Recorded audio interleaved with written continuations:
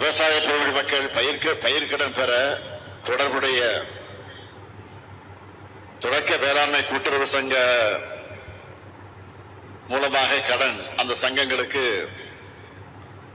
நேரடியாக போய் விண்ணப்பிச்சா அந்த கடனை பெற ஒரு வாரம் வரை காத்திருக்கக்கூடிய நடைமுறை தான் இப்ப இருக்கு.